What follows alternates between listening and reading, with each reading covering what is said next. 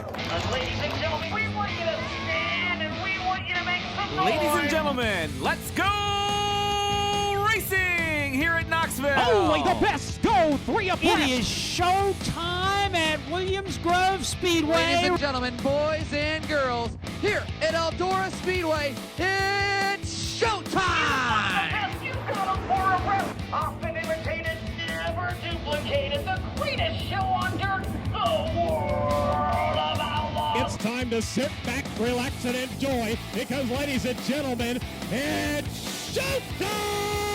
Set to do battle for 30 laps. The green flag is waving. Hello again. It is Wing Nation talking sprint cars, our favorite time of the week. We are so glad that you have joined us. Erin, Evernham, Steve Post here in Concord, North Carolina, and in some parking lot somewhere in the Midwest, we're joined by Logan Schuchart with that 1S Shark Racing team. Hello, Logan. How are you? What's going on? Yeah, great to talk to you guys. We're actually hanging out at Smiley's Racing Products, so shout out to them. They've taken care of us the last couple of years down here, and we've been we stay here for almost a month. You know, we're only in Texas for 2 weeks, but it just kind of works out. So we're back and forth and staying with Smiley's down here.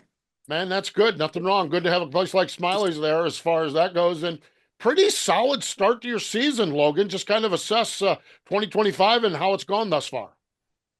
Yeah, pretty consistent. I think what we've really improved on, which I'm very happy about, is the qualifying efforts. We've qualified a lot better. We got our first quick time down there in Volusia in a year and a half, and we haven't had any quick time since then, but we've been second and third and right in that general area, top 5, and at least putting ourselves on front rows and giving ourselves a chance to get in the dash, which is very important because if you look at our stats from last year, which we obviously want to improve on, but I feel like we get compared to a lot as our stats last year. I feel like one of the biggest contributors to us struggling a little bit was we were starting on the second row of a heat race all the time, at least that first part of the year, and struggling to get in the dash. So this year, at least we're putting ourselves in a good spot. We're getting in dashes, and that's contributed a lot to better finishes, being on the podium a few times, being more consistent, and we're gaining on it. I feel like we're getting a lot better in A mains. There's some things that we've, this past weekend, Cotton Bowl was a track that we've ran well in the past. We're off a little bit on Friday, but we improved a lot on Saturday to really run up front. And I think if the cautions didn't go the way they did, we might have been racing with David in traffic and maybe had something for him and just didn't get the good restarts that we needed. So we're racing for wins and racing for podiums. So I think that's important. Logan, going back to the focus on qualifying better, what are some of the things that you work on? Is that mostly like motor related engine tuning, or are there other things that you have been able to work on to qualify better? There's a few things. Michael Newman's done a great job with Lee Salper there back in Pennsylvania to work on our engine program over the winter and work with Kyle Pruitt, who joined the team this year, and we also took a trip out to Tim Angler's over the winter, and he helped us out a lot. So there's a few contributing factors there that helped us, I believe. And then we changed our car around a little bit over the winter time that I think is really helping us qualify better to start out the night more where we need to be, and then we can adjust it as the night goes on. When we look at the season, we're 12 races in as far as the World of Outlaws schedule goes, and it's always weird at the beginning because the first 6 are at Volusia. But obviously we've got big half miles with Volusia. But do you kind of have a sense now where you guys are at with some short track stuff, some intermediate stuff? Do you kind of have a sense at 12 races in what you need to work on, what some of the projects you need to go as we're rolling through this season? Yeah, it's hard to tell.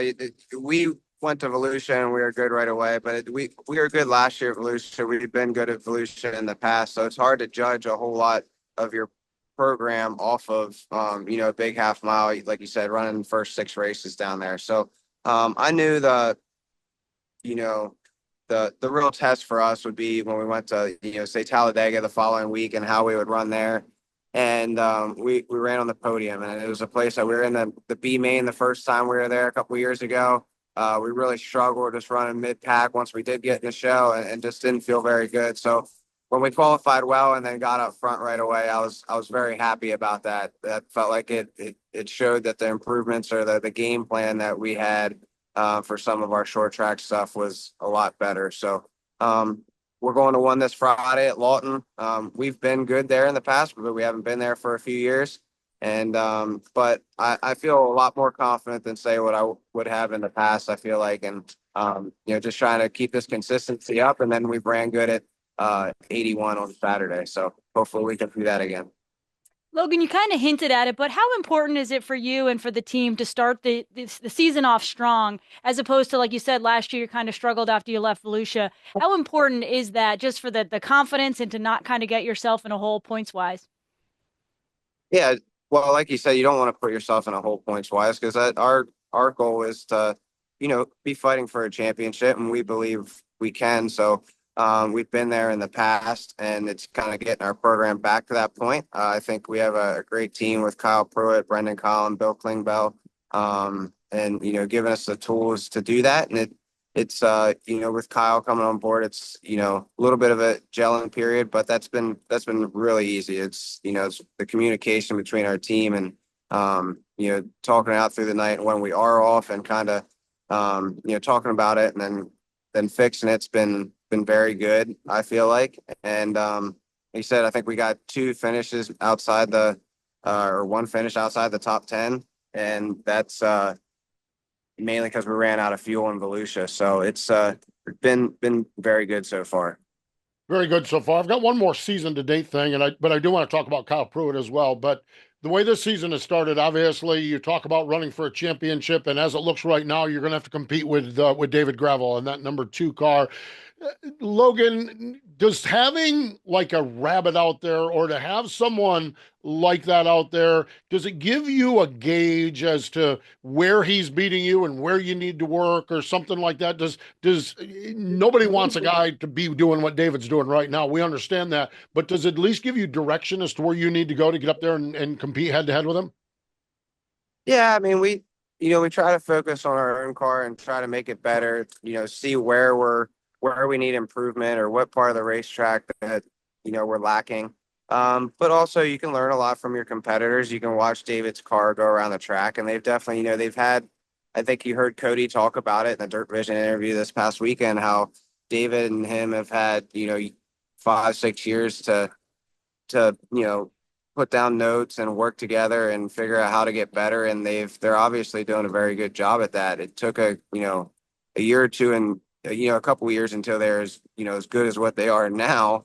But sometimes that happens. They've always been good, but they're really good right now. But and I think once you build that confidence, and they're doing, things are going their way too. They're doing good at staying out of DNS or drawing up front. So you got to look at that part too. But their car is definitely rolling around the racetrack good. It drives off both rear tires really good in the middle of the racetrack, and it is very good in the slick compared to the competition. So what we can do to kind of fix our car, we got to talk about it. We have been talking about it. The guys sat outside our motorhome last night, and we studied Lawton and 81 and talked about it, and so that's why we take notes and try and get better. Logan, you talked about the relationship between David and Cody Jacobs and how that is, taking a little bit of time to get as good as they are. You have Kyle Pruitt as your crew chief right now. He was a former racer. How much pressure does that take off of you? You kind of have been, as far as I know, a bit into the crew chief part of your team for a few years now. So how much does that help taking the pressure off? And what has it been like to start to build that relationship with him? Well, it's nice to have a guy that's knowledgeable, that's very passionate about winning, wants to do very well, has always wanted to be at this level. Race with the World of Outlaws, and he's, like I said, very passionate about what he does, and it's great that we've been able to work together so well, so quick. And like you said, he was a racer in the past, and I believe that helps. He understands how a car feels. Because sprint cars are weird. They're one of the only cars that turn left. We turn left and the car leans left. Any other race car, you're leaning right to go left. So they're weird for engineers, for people that, from the outside looking in, that, try to make these cars go fast. I feel like they confuse a lot of people, or what generally, would make sense on a lot of different race cars doesn't make sense on a sprint car. So, you know, if, so, but he does a great job. It's great to, be able to come in and have somebody to bounce ideas off, and, kind of lean on him for, guidance and help. And, he's doing a great job, and Brendan Collins doing a great job with keeping this car where it needs to be, as far as our car chief, and everybody knows how much of a workhorse Bill Klingbeil is. So very thankful for the team that I got going on. Yeah, you got really a good group of guys there. You really, truly do. One of the things in everything I've read, and even listening to you, you went to Angler. You've worked with Michael Newman. You've changed some things up on the car. It seems to me like, and I think this is so key where we're at with the World of Outlaws right now. Is Kyle very detail focused, and you guys really is it a lot of little details is where you're putting a lot of your attention right now? Yeah, I'd say one of the first things he did when he came to the shop was, try to get us more organized, more, details. And he's sitting out here today, you know, running the valves like everybody does, but just every little detail of the engine, going over it maintenance wise to make sure that it's good to go, and there's nothing wrong with it, and it's not, the valve springs aren't getting weaker, and doing a leak down test, and just checking over all the fuel lines, water lines, making sure there's no leaks. So it's those details that help you to be in a position to win a championship, because we all know how tough it is to not go through a whole year and not have a DNF, or not have mechanical failures. It takes a lot of hard work, and it takes a lot of time and effort to go through these cars and make sure that as good as the manufacturers are that we deal with, and as good as the quality of parts they have, and the power that these things put out, and the amount of abuse that we put them through, they need a very detailed maintenance program, and these guys do a great job at making sure our car is gone through and worked over. Logan, you mentioned Bill Klingbeil. We were actually talking before the show about how highly we think of him. I was noticing the camera angle here. You're showing us the work on the car, which I think is really cool and slightly distracting because I'm watching it. But was that one of Bill's hints? Did he want that angle? No, I thought it was a good idea. I thought I'd come out. Okay. I thought, well, I was out here with him anyways, and I thought, well, I'll just let you see what's going on back here. Well, he's teaching you the tricks of the trade. I love it.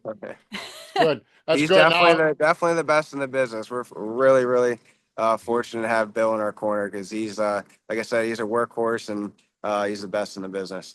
He really, truly is. He really, truly is. Okay, we're going to get a little bit away from the racetrack now. One of the last videos I've seen you shoot of your new race shop. Now, you're building this new race shop and home for you in summer out in the woods. How is what's the latest on the race shop? I know you're in Texas, but what's the latest on the race shop, and how is the progress coming with that? I was on the phone. Actually, my dad was up there giving me an update this morning. They're bringing windows and doors, and the framing's almost done. So it's moving along. So I hope it's kind of done by the fall or something like that. But it's great. No, we're very. So everybody asks, what'd you do with that? You won the million. What'd you do with all that money? I'm like, well, I bought some land, and that was my goal, was to build a shop house and kind of go from there. So it's been a couple of years in the making that we've been working on this thing, and we sold our house, and it was July of 23. So it's we've been going at this thing for a little while now. So I'm excited that it's getting going, and it'd be really cool to have the race team up there, our place, when we do get back home. We're very excited about it. Now, how's the wedding planning going too? Speaking of all this that you have in the works. Yeah, we didn't make it easier on ourselves this year. We got a lot on our plate. No, that's good. I mean, I don't know how you dealt with it, Erin, but I'm lucky. I got a great girl. She's doing about 95% of the planning. I pick my guys, and that's about it. I didn't do a whole lot of much other than that. Well, Ray and I, we just went to Vegas to get married, took our family, and then we went to Knoxville to race right after we got married. So we were Nice. Yeah. Vegas to Knoxville. Kept it simple. Yeah. I want to go back to the shop, okay? Because and a little bit with Summer as well. Now, the way I'm reading this, and when I watch that video, you've got the race shop, but your living place is right there. How did you sell Summer on living at the race shop? She's a team player. I got definitely lucky with that girl. She didn't she yeah, she didn't put up she liked the idea. She didn't give me too much of a what do I want to say? She likes it. As long as I think I'm giving her most of the inside to design that her way, the living area, she can do that her way. As long as I got the shop and I can do that my way, it's yeah, there's I think she's pretty happy. So I'm pretty lucky with that she's into it. So you're building this place, you got a big wedding on the works. How, I mean, I know you're kind of a veteran now with the World of Outlaws, your 12th season, but does it ever get easier to be away from home as much as you are? I think it does over the years. Mhm. I've just grown accustomed to it. When I actually more when I was a kid or fresh out of high school and we came out to do this, I was never really away from home a whole lot. Mm. We went on some vacations, but I think at most it was maybe like a week or something, and I was always ready to go back home. So, being on the road, especially when we used to be gone for 4 months, the first trip of the season out in California, which was really far away from home, I got a little homesick, but now I miss my people, I miss my family, and but I've grown accustomed to being on the road a little bit more.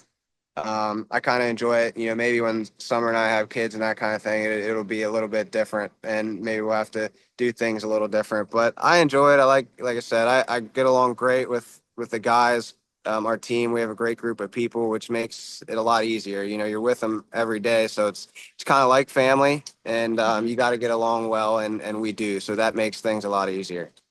Okay, so another one off the racetrack. Over the course of time, Logan, you and I have talked a little bit about running, okay? And I understand that we're in different categories. You're World of Outlaw and I'm four-cylinder hobby stock. I get that, okay? I understand that. And you told me one time, we were talking about a race, and you told me one time you were never sure you could do a race because you're so competitive, and if anyone was in front of you, you would run yourself to death to get past them. I'm like, you don't ever have to worry about that with me. If I'm sucking wind, I'm sucking wind. Okay, so you not only did your first run in February, but you did a half marathon, and then you did it in a 8-minute pace. Okay, how was the experience? I think you won your category and everything. How was that experience though? Because that was 3 or 4 or 5 years ago when we talked about it, and here you are, you finally did your first run. How did that go, and what was your experience with that?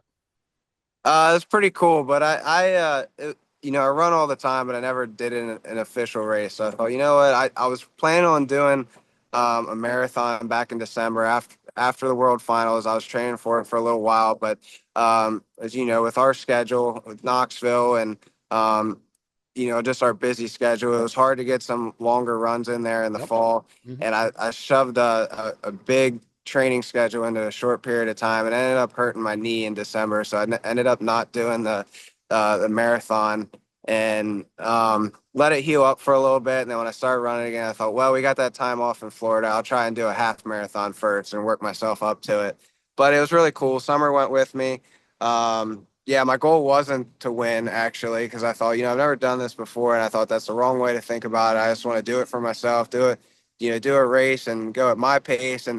And like you said, that was one of the toughest things is, they put since I was doing a half marathon, there was other people that were doing 5Ks, a 10K, a mile, and it was on the same course.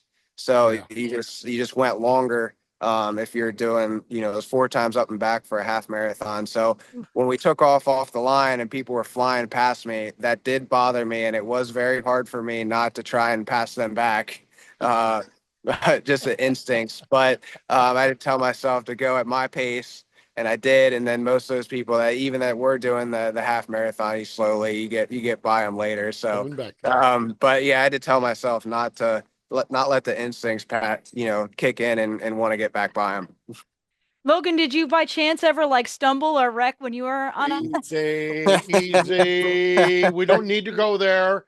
This was a I story have before not the in that show. race, not in that race, but I Have you have. out for a run? I have two actually out for a run where I missed a Okay. sidewalk crack and actually tumbled into the golf course, which was Yeah. entertaining. Now, before we got on the air, folks, I told about a crash that I had in December while doing a 5K, and this is what this one over here is busting me about. As I far have as a really bad sense of humor when it yes, comes she to people does. She falling. does. Yes. Logan, to take this back, final question from me on this. We see all the plans for you and your race shop, and we know Jacob is doing kind of the pick and choose schedule as far as that way. How close are these teams now, or are they functioning as quasi teammates? Are they functioning as separate teams? Where is that balance now between you and what Jacob is doing?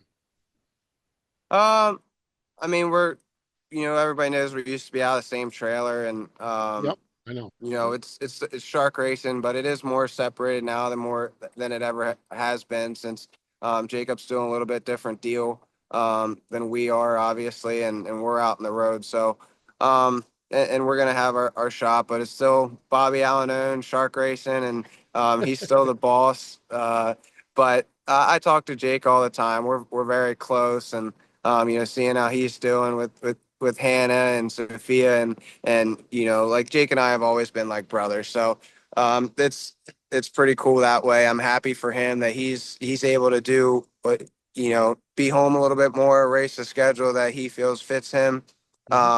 He has some great help over there now as far as sponsorship goes, and I'm happy for him. He can do what he wants to do, and we can meet up and park next to each other and feel like kind of like more like old times, like we're at the racetrack together. So he's supposed to race at Arrowhead with us in a week or two.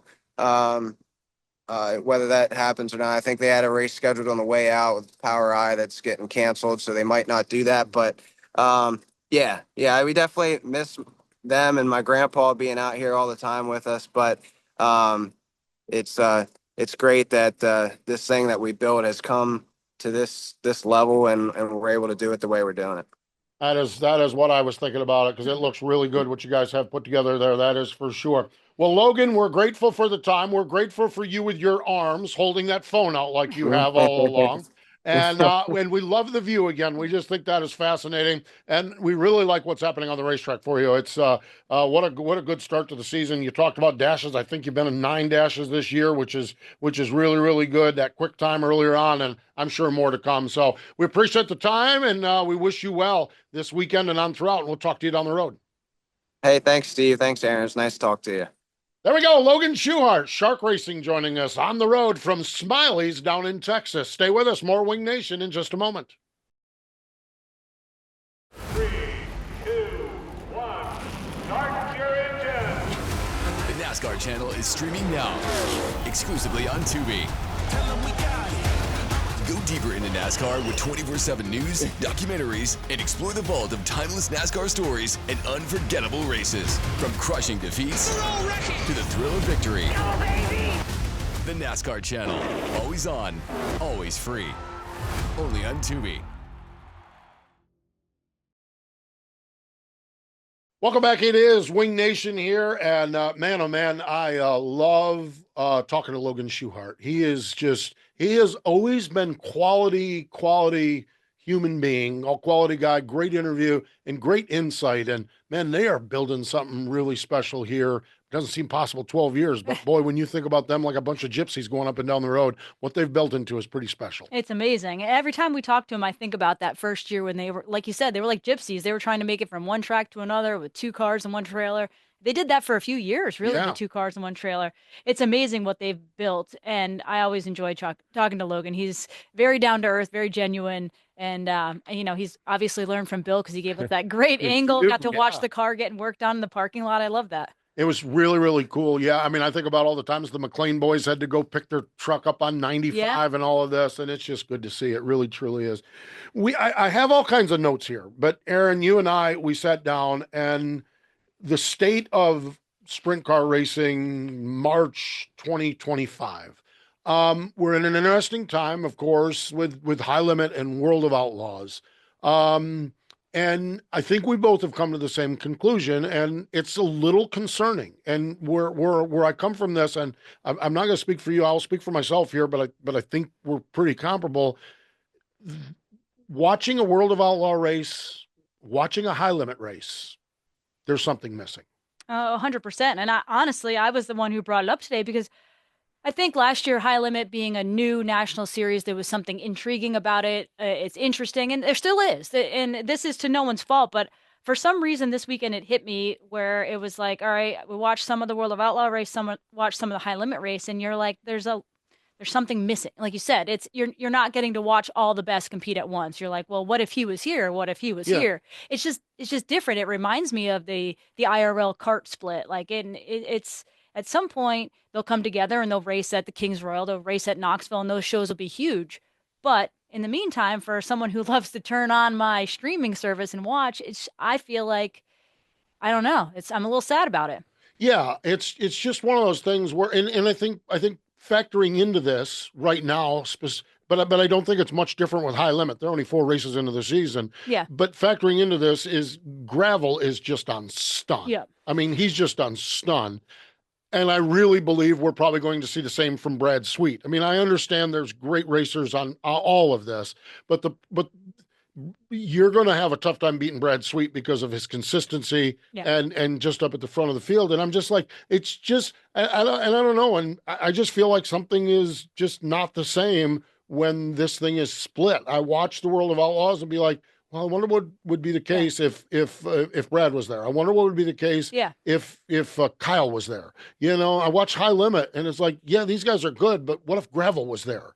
You know, what would that mean? And this is not a boo the World of Outlaws or boo on the High Limit. It's just in general. It's in general where we're at with it. And it's just because you sat down and you said that, and I'm like, yeah, I'm kind of feeling the same thing too. And I don't really want to say it because it makes me feel bad, but there's also times where I'm not as tempted to turn it on. Yeah.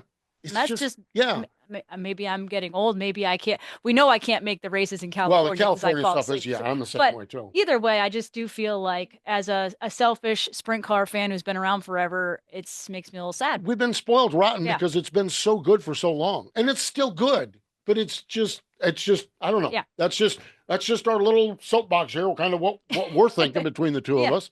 And we'll just go on from there. World of Outlaw Racing, it's all David Gravel. High Limit, Brad Sweet and Erin Reitzel. What a week Reitzel had. Holy cow. Oh, my goodness. Man, from a broken nose to through his shield. That's crazy. Yeah. I mean, the shields are not thin anymore. No, exactly. So, but the good news is when they rolled into Paris on Saturday night, Aaron parked it on the front stretch. Sure did. Right. So congratulations to Erin. National Sprint Car Hall of Fame birthday calendar. We always like to talk about the various greats that have birthdays that we celebrate. Russ Clenenden yesterday. Later this week, Harold Arnold and Jay Gordon Betts. Today would have been the birthday of Spencer, or is the birthday of Spencer Riggs. Spencer's a writer that has documented a lot of the sport. Today also would have been the birthday of Albert Buddy Taylor, a 2001 inductee into the National Sprint Car Hall of Fame. Before we had the Wild Child, we had the Albuquerque Wild Child. That's who Albert Buddy Taylor was. Over 200 wins, 11 New Mexico State Super Modified Championships. Super Modified's the forerunners to sprint cars. 36-time winner at Manzanita, and unfortunately it was Manzanita at the age of 52 where he lost his life in a crash. What I really find interesting about Buddy Taylor is he always gave away his trophy to the kids, but he also, one of the things he did, he taught at-risk kids mechanical and welding skills. That's great. Really, truly is. Really, truly is. And he will forever be enshrined at the National Sprint Car Hall of Fame and Museum. I think about that giving trophies away. A couple of weeks ago, I was down at Southern National Motorsports Park. Let me find the guy's name because I got it right here in my notes. Southern National 4-cylinder mini stocks. Okay. The guy won the race, and I thought this was the coolest thing. Robert Arch is the guy's name. Okay. Robert Arch won the race, and he took the trophy up in the stands and gave it to a kid. That kid had the death grip on that trophy the rest of the night. I mean, it was just absolutely incredible. And I just was like, and we were talking about it, and I'm not going to share who the driver that he shared this with because it is not my place. But he has a friend that is a highly successful Cup Series driver that had 6 rooms full of trophies. And he asked, what did you do with them? And the guy said, I hate to say this, but I ultimately, when we were moving to a new house, shipped him away to the dump. I picked out a couple of them that matter to me. Yeah. But what do you do with these things? And Robert Arch was like, that's why I give them to kids. Now, when I win something special, I'm going to hang on to that. Yeah. But and this was a second place finish in a Saturday night feature. Yeah. And he took it up in the stands, and I'm just like, and then literally I had this visit with Robert down there at Southern National, and then I read about Buddy Taylor doing that, and it's just like, you know, these guys that are good, they win a bunch of trophies. Yeah. And what do you do with them? I like that idea of giving them to a kid and making a moment for them. Making that moment a kid. So neat stuff. So sprintcarhof.com. That's www.sprintcarhof.com. Find out all information, and you can become a member of the National Sprint Car Hall of Fame for $25. That's all, $25. All right. World of Outlaw NOS Energy Drink Sprint Cars. Erin, Logan laid it out for us. They got a couple of nights this week. They do. Lawton, Oklahoma on Friday, and they're at 81 Speedway in Kansas on Saturday. Kubota High Limit Racing. Oh, thank God they're moving east a little bit. They're still out on the West Coast to some degree, but they're in Central Arizona Speedway as well. Yep. Power I-410 Sprint Cars Friday, Saturday night. They're Texas Dirt Track. Which Logan referenced. Jacob is going in a direction, but they might cancel. Yeah. We'll see what happens with that. Weekly racing action. Attica, Williams Grove, Lincoln, and Port Royal. Ohio and Pennsylvania is up in full song. Mm-hmm. And on Sunday, another sign of spring. Baps Motor Speedway is opening up. So Colton and Scott and everybody have got that place all tightened up there, ready to go. It is cool. It is nice. It's nice to see a lot of racing. We're getting into the spring months now for sure. Going up there in a couple weeks. Pretzel Bully.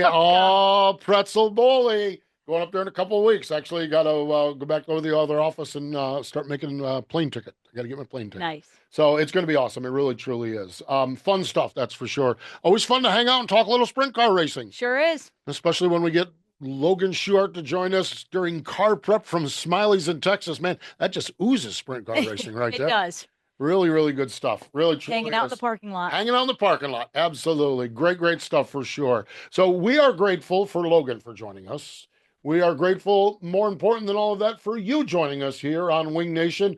Make sure you follow along all our social channels. Hey, by the way, if you like what we're doing here on Wing Nation, share this. Just take the YouTube clip and share it and say, Erin, share what we just talked about here. Erin and Steve got on their soapbox about High Limit World of Outlaws. Share that with people. What's your thoughts on it? You can do that. We would be grateful for that as well. She's Erin Evernham. I'm Steve Post. Thanks for joining us this time on Wing Nation.